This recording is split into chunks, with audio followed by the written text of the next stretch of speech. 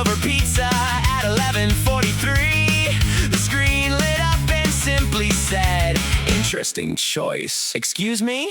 Then it showed a picture of a salad I ignored at noon, and somehow that hurt more than it probably should.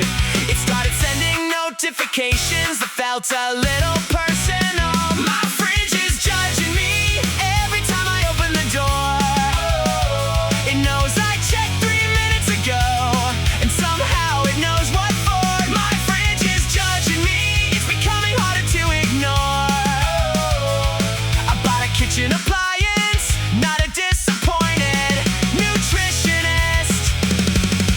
Yesterday I bought some donuts just to prove who's really boss. The fridge displayed a loading wheel, then calculated future costs. It generated a graph called your relationship with vegetables. There wasn't even any data. Hydration poor, vegetables poor, sleep schedule concerning, emotional stability. How do you know that?